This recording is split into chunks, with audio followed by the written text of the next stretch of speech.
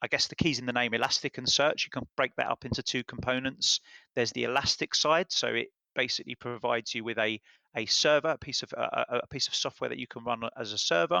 And the Elastic side means that it will allow you to scale across a cluster of servers, so multiple applications. Welcome to another episode of the Mapscaping Podcast. My name is Daniel and this is a podcast for the Geospatial community. My guest on the show today is Mark Varley. He's been on the podcast before. He comes to us from a company called AddressCloud, and he's going to be walking us through what Elasticsearch is, what we can use it for, and how we should be thinking about this in terms of geospatial. So one of my hopes for this podcast is to be able to introduce you to companies and individuals that are doing interesting work in the geospatial world and to new ideas. And today I want to introduce you to another idea, and this idea is called PlaceKey. So PlaceKey is a movement to create an industry standard for identifying any physical place. So think of placing a grid over the entire world and then having a unique identifier for every cell in that grid. So the hope is that if we can create an industry standard around how data is spatially joined, we can make it easier to combine data sources and create more value. So there's over 500 companies that are behind this idea of PlaceKey. They're backing the initiative. And if you are interested in it, if this sounds like something that you might want to know more about, go along to placekey.io and check it out.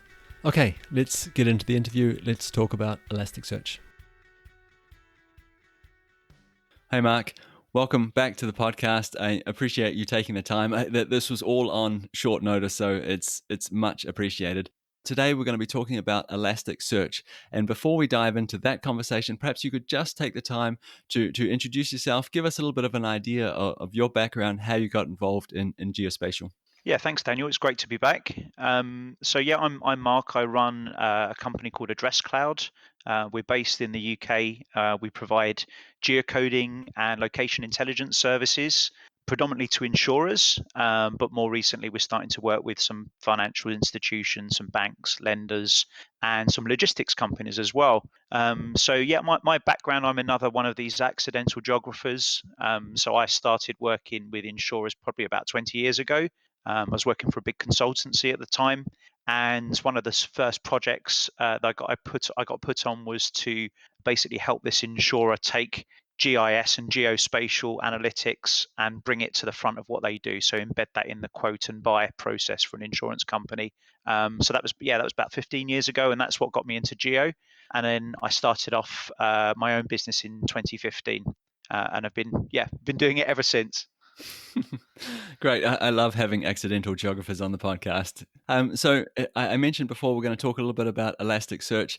Yeah, so let's just dive in. What is Elasticsearch? What is in the box when I download it, when I install it? What does it look like? Yeah, so Elasticsearch, it's a mainly open source piece of software. As I say mainly. They have a commercial aspect to it as well, when there's some extra kind of bells and whistles that you get if you buy the commercial offering. But you can go on there, you can download it, and we use the open version. You download the software, and I guess the key's in the name, Elasticsearch. You can break that up into two components. There's the Elastic side, so it basically provides you with a server, a piece of software that you can run as a server. And the Elastic side means that it will allow you to scale across a cluster of servers, so multiple applications, and handle things like sharding, which is basically breaking your database down into chunks and coordinating all the replication across lots of servers. So we don't tend to get too much into that side. We use a managed service from AWS, and that just gets handled for us most of the time. And then obviously on the search side, that's the key thing, secrets in the name. So it provides you with a whole bunch of really cool tools and a really nice API and a set of kind of indexes and basically a set of tools to allow you to do search at scale. So across huge amounts of data in a very nuanced way. Okay, so that's really interesting in itself. So we talked about how it scales, the elastic bit of it, and you focused a lot on the search side of it. So I'm curious now: is this actually a database, or is this a search engine? It's a bit of both, really. So it's not really kind of a full database. So you wouldn't imagine it in the same camp as something like Postgres. But what it is, it's a distributed document store. So it deals with JSON documents. So, you could download the software. If you want to run it on your own machine, you go and do that today. You can download it from elastic.co. And basically, out of the box, you're able to start pushing lots of data in there. And then it provides you with a really nice API to then be able to query and search that data. One thing that's kind of particular about Elasticsearch is this concept of what they call an inverted index. And what that means is, unlike Postgres, where the first thing you do is you sit down, you say, okay, I need to create a table. What attributes am I going to put in that table? What indexes do I need? What's going to be my primary key? All of that kind of stuff. Here, you can get started out of the box. You can just start pushing data in there. And then what Elasticsearch will do is it will analyze those documents and say, okay, well, that looks like a date stamp. That looks like a piece of text. This one looks like a number, and this maybe looks like it could be a set of geometry coordinates, and it provides you that out of the box and just starts creating those indexes for you. So unless you tell it not to, it will index everything, and then you can then search on that. Okay, so that's really interesting. Firstly, we now understand that this is JSON documents, you called them. So we push those into the database. It looks at those documents and says, okay, that looks like this data type. I'm just going to make that and index that. This is a geospatial podcast. So you mentioned before that if there's XY coordinates in there, does that mean that it'll see those and try and build geometries and make a spatial index based on that? Yeah, depending on how you push the data in, it may do. It's quite possible. It's been a while since. So again, I think when you get started, the power in is this inverted index that it indexes everything. What I'd recommend is probably unless you're doing the most basic use case, over time, you're probably going to want to go in there and tune and tell it and give it a bit more information about the indexes to help it out a little bit. But yeah, it provides. So they provide there's actually two different ways, two different spatial indexes that Elasticsearch supports. And apologies if during the podcast I talk about Elastic. Elastic's the company, Elasticsearch is the product. But they have other products available, but I might use those interchangeably. But yeah, there's two different spatial indexes. There's a GeoPoint and a GeoShape. Slightly confusing if you're coming from a Postgres background where you've just got this concept in PostGIS of a geometry in there that you can kind of create GeoPoints or GeoShapes or both. And there are advantages and disadvantages of each of those. But yeah, absolutely, it supports a spatial index, and there are a whole bunch of tools and kind of cool ways of using that spatial index.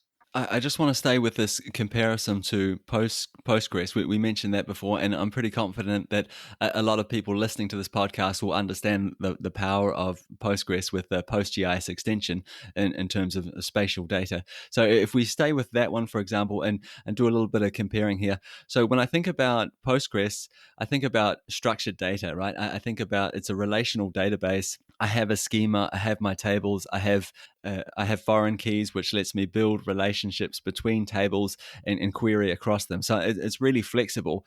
And I also think about database management or data management. So I have all these functions that I can use to manage my data, to update my data. Is this the same over in Elasticsearch? Because we talked a little bit about it being more of a search engine than an actual database. So I'm curious, when I think about Elasticsearch and use cases, do I have to have a clearly defined use case, a clearly defined structure to my data before I start using it? Can I maintain it in Elasticsearch? Yeah, you can. What people tend to do, and the same as us, so we use Postgres with PostGIS extension extensively, and we also use Elasticsearch extensively. I guess the difference probably would be that Postgres and PostGIS are awesome if you are going to be doing if your use case is mainly GIS and you want to do a bit of search, then that's a great choice. And a lot of the things that you can do in Elasticsearch can be done in PostGIS. I think if your use case is mainly search and you want to do some geo, then Elasticsearch is probably a better choice. We use both, and that's the way we architect our services and choose which technologies we're going to use for which use case. And the other thing, I guess, about Postgres, and when it comes to doing queries and things like that, Postgres can be quite black and white. Elasticsearch is probably more nuanced and deals more with what we'd say shades of grey. There's a lot more power in there for doing some really, really complex search type use cases and search type problems, which would just be quite tricky to do out of the box within Postgres. Yeah, and I think from the little bit that I know about this, that makes perfect sense as well. I want to talk a little bit about these JSON documents. You didn't refer to it as a database before. You referred to it as a document store, and we use JSON documents to put data in that, and that's what we get out, presumably, as a JSON. When we ask a question to this document store, we get a JSON response back. When I think about this, and the little bit of research I've done around this, it seems to me that the document, we could think of the document in this document store as a row in a relational database, and we could think about the types of documents as being a schema, even though sometimes it seems to me that we refer to this kind of database as a schemaless database. Am I on the right track here, or have I misunderstood something along the lines? Yeah, you would have been probably till recently. So Elasticsearch did have this notion of types, which I think that it was deprecated a couple of versions ago. And again, we had to do a bit of work to move our stuff over. I would say you could think of an index more like a table.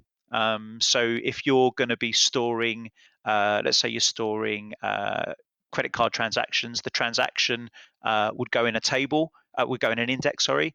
And then you might have a separate index for your customer data.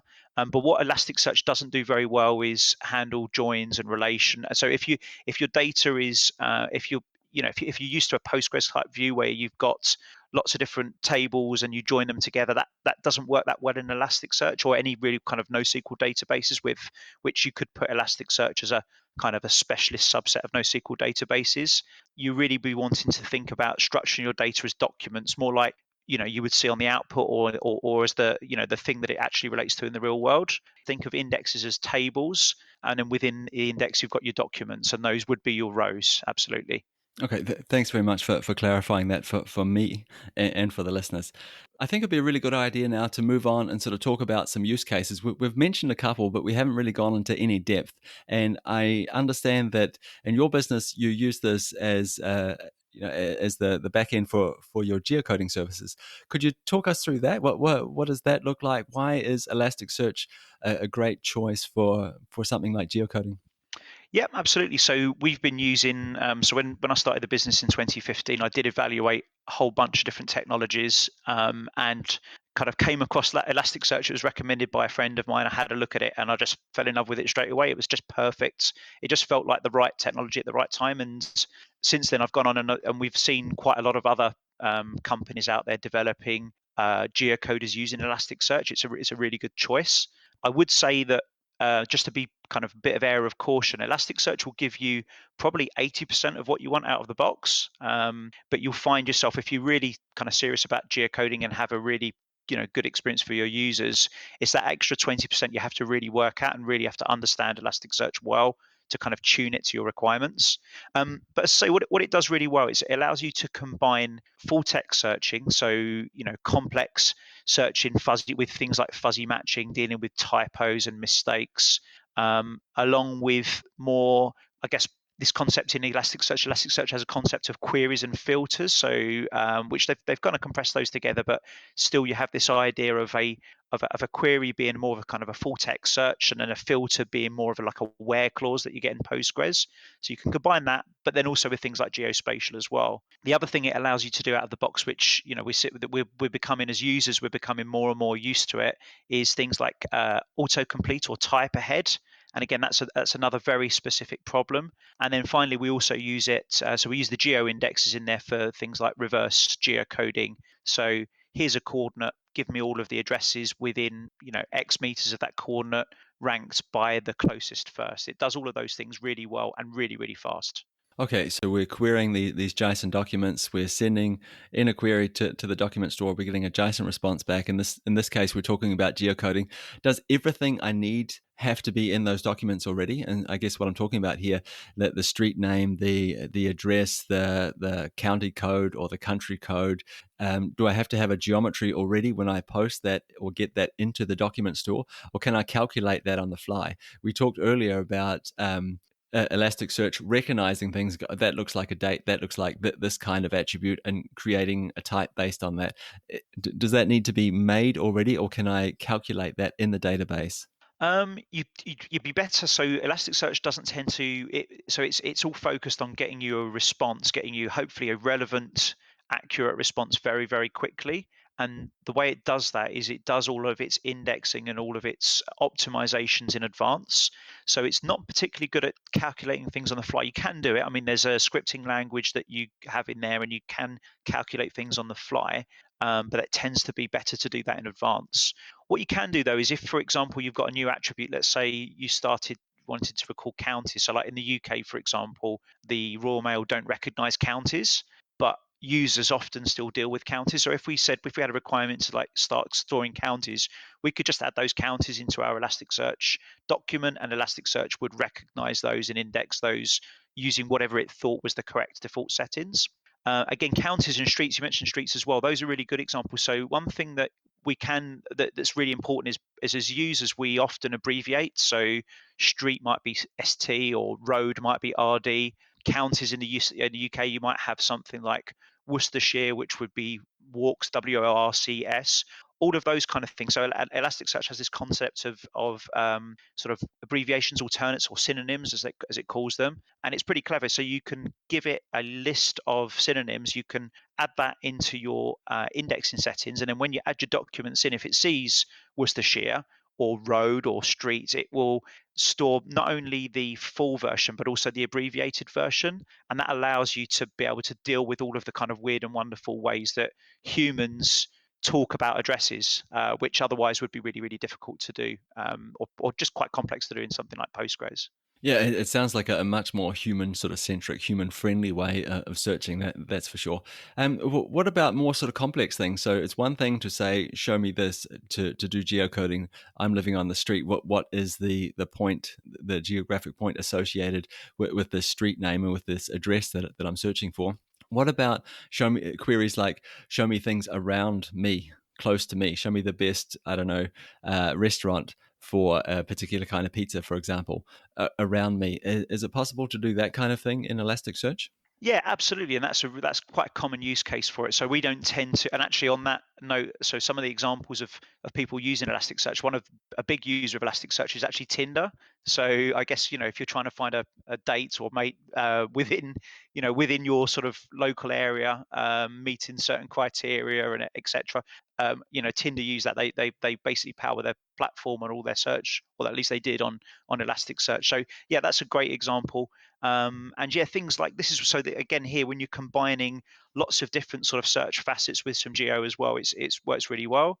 So there's a great blog post we can maybe stick a link in the show notes where they're kind of saying, show me all the restaurants that mention Italian food that were within 1 kilometer that are open at 11 p.m. with at least 4 stars and sort them by price with the closest first.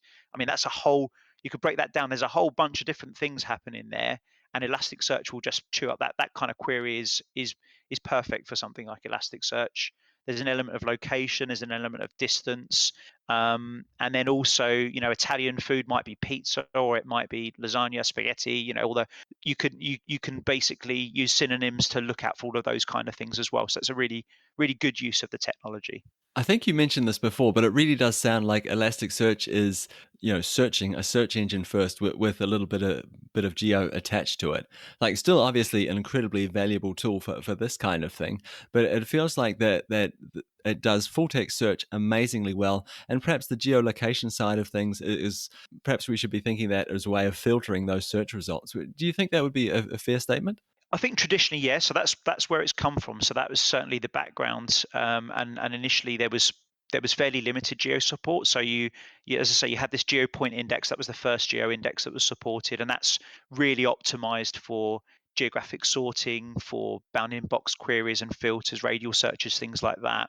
But actually, over the last kind of 4 or 5 years, there's a guy Nick Nyes who runs or did at least run Elasticsearch's geoside. He's come from a much more technical geographic background and has introduced a lot of what you'd sort of see in PostGIS, for example. So Elasticsearch will support shapes. A lot of the kind of queries that we do within PostGIS are now actually supported in Elasticsearch, and there's been huge improvements on the performance of those.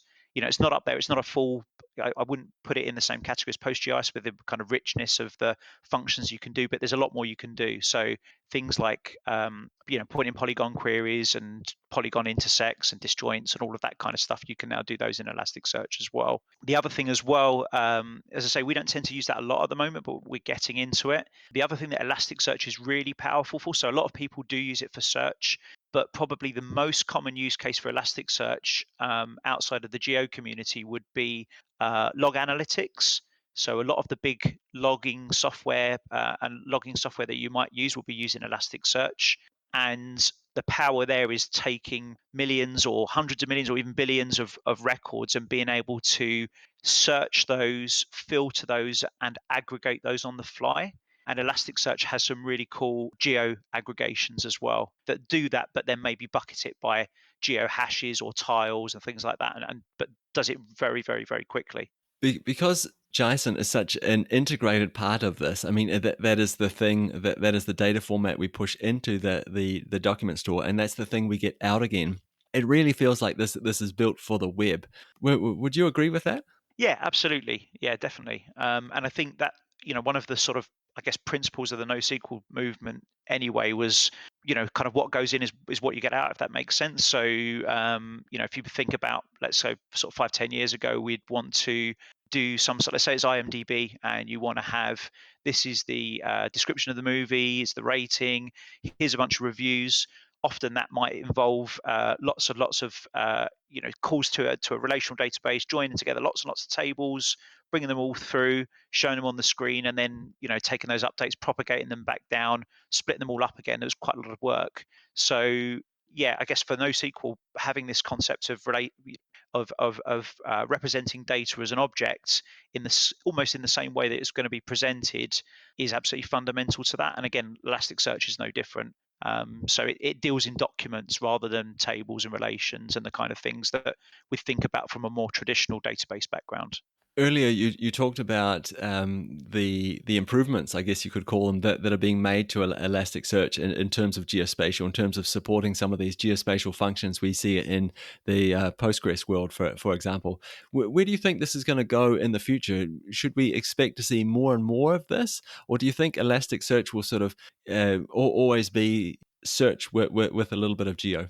I think they're doing fantastic. I think it's kind of almost a bit of a hidden secret amongst the geo communities. At least that's what I feel. I mean, I go to FOSS4G. I didn't this year, because of the COVID, but normally I go to the FOSS4G annual conference every year.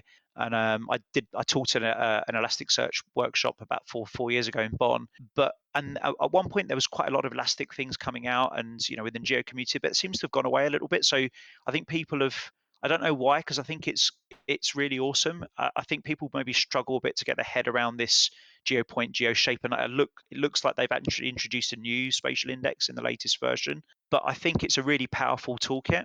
So we've got a use case that we're working on at the moment, and are hoping to have something launched kind of towards the end of the year around for the insurance industry around exposure management. And what this involves is, imagine an insurance company, they might be insuring, let's say, 5 million properties or buildings potentially anywhere in the world, or anywhere across Europe, and they want to be able to see those on a map, see where their hotspots are, so where they might have a lot of exposure, as they would call it, so or where they basically they have a lot of properties insured in one place, and then intersect those with things like where there's high flood risk or high crime, or maybe a higher wildfire risk. And at the moment, that's something that in traditional geospatial, that's quite hard to do. You're dealing with a lot of points like that. And again, I think Elasticsearch, which we're looking at that at the moment, actually using Uber's H3 index as well. So as we bring the data in, we enrich it and tag it with Uber's H3 index, and then that allows us to do that kind of use case really, really quickly. So we've got the whole power of looking at being able to deal with millions of documents. We can use the spatial indexes for things like intersecting with flood boundaries or wildfire boundaries. And then finally, we can use the aggregations to aggregate up by either an Uber H3 cell or some sort of admin boundary really, really quick. We built together a kind of demo on that, and it's really exciting. So yeah, I would urge any kind of geo people out there, if you're dealing with that kind of use case, so lots and lots of data, maybe not the most complicated geo stuff in the world, but lots of data, and you want to visualize that and you want to aggregate it up, I think definitely worth having a look at Elasticsearch for that as well. Yeah, it really sounds like Elasticsearch is built for that kind of the back end to these dashboards that we're seeing everywhere nowadays. And I think that the magic of a dashboard is that it displays a whole bunch of data in a way that people can understand it. They're not necessarily the most complex in terms of the analysis that you can do in a lot of the dashboards that I've seen anyway. But the idea is to get that data out to the users in a way they can see it and understand it and make decisions based on it. And what you just described there sounds like a really, really interesting use case. Yeah, absolutely. And one thing that's worth noting as well. So Elasticsearch, we talked about Elasticsearch extensively, and I mentioned briefly earlier about this Elastic, the company, versus Elasticsearch, the product. There's a couple of sister products of Elasticsearch that are often you might hear people refer or see things referring to the ELK stack, so ELK, and that's Elasticsearch, Logstash, and Kibana. And those other two products work really well with Elasticsearch. So we talked about dashboards. Kibana is basically like a front end to Elasticsearch. So Elasticsearch out of the box, all you get is you download the software, it runs in the background. You pull up port 9200 and you've got an API there that you can start using. What Kibana does is it points to your Elasticsearch installation and gives you a whole bunch of really powerful, really cool dashboarding and widgeting capability in front of that. And it does support geo and maps as well. So you can, let's say you start ingesting a whole bunch of log data or a bunch of addresses and you put a geo point on them, you can get a really nice visual view. You get lots of cool graphs and charts, but also a map showing and representing some of those geo aggregations that I talked about. And again, that's all free. That's all available for download out of the box.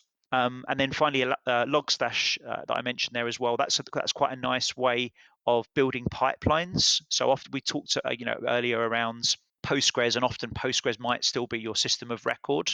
You might be wanting to build some sort of pipeline to take your data from Postgres, transform it, tag it maybe along the way, and then put it into Elasticsearch. Again, Logstash is another part of the toolkit that allows you to do that and do that very easily. So in terms of that, moving data from Postgres to logs or to Elasticsearch via Logstash, so what we're thinking about there is using Postgres as the database management side of things, and when we have the data in the shape that we want it in, we export it out, for want of a better word, through Logstash and then over to this document store. Is that the correct way of understanding this? Yeah, absolutely. So yeah, Logstash is a tool that will help with that and do that out of the box. It would also have adapters for things like Apache and Nginx and lots of other. The list is as long as your arm, and there's add-ons and plugins that you can do as well for any data source. So that's a really good way of doing it. I have to say, for our own requirements, we found Logstash possibly a little bit heavy because we tend to move data over. We deal mainly with addresses and data that maybe updates once a week, or maybe once a month. So we actually wrote our own scripts for doing that. But Logstash is a really good way, particularly if your data is quite dynamic and is changing all the time. Logstash gives an excellent solution for that. Just, I asked a little bit before about the future, and we talked a little bit about what what geospatial functionality we might expect to see. And you mentioned that it was a little bit of a secret in terms of the Elasticsearch community. But I'm wondering, in terms of use cases, is there any sort of use case out there that you can see at the moment that is just screaming out for Elasticsearch? Oh, that's a tough one. Off the top of my head, I can't think of anything out for the top of my head. But I would just say, yeah, as I mentioned earlier, I definitely think the geo community should look at Elasticsearch in a bit more, in a bit more detail to understand a bit more about what it does. It's something they're working on all the time. There's actually a Maps interface. I think they've now got an Elasticsearch Maps tool. We haven't used it personally, but yeah, it's well worth a look. And if you're doing lots of search or lots of aggregation, or you're starting to run into some restrictions or things that you think you might be struggling with your Postgres database or whatever, maybe it's worth a look. Mark, I really want to thank you for your time today. Again, this was very last minute, so I really appreciate that you took the time to come along and teach us all a little bit more about Elasticsearch, how we might implement it, some of the use cases that it would be suited to. It's It's been a really enlightening conversation. Before I let you go, where can the listeners go if they want to reach out to you, if they want to continue the conversation, or perhaps learn more about the work that you're doing? Yeah, sure, absolutely. So if you want to find out about AddressCloud, we're addresscloud.com or at AddressCloud on Twitter, and you can find us on LinkedIn as well. And then for me, yeah, best place to find me is on LinkedIn. I'm Mark Varley, that's Varley on LinkedIn, and I'll be happy to contact and connect with you. Thanks again, Mark. Much appreciated. Yeah, thank you, Daniel. That was great. Cheers. And that's it for another episode of the Mapscaping podcast. I really hope you enjoyed that interview with Mark Varley from AddressCloud. I think that Elasticsearch sounds like an incredibly interesting product, and it has a ton of applications in geospatial, especially, at least in my opinion, when I think about using this on the web. Right at the start of the episode, I mentioned PlaceKey. So this is a movement to create an industry standard for identifying physical places. I think this is going to change the way we do spatial joins. It's going to change the way we combine data sets, and I really think it's worth investigating. If you are interested, go along to placekey.io and check it out for yourselves. As always, you are more than welcome to reach out to me if you have any questions or suggestions or feedback about the podcast. I would really love to hear them. You can find me on social media, LinkedIn, all of the places. Also have an email list, and you are more than welcome to join that and reach out to me there. There'll be a link in the show notes if you're interested. If you haven't already, consider subscribing to the podcast. This is a weekly podcast. There'll be a new episode out next week. And if you're subscribed, it'll automatically show up in your podcast feed. That's it from me. See you again next week. Bye.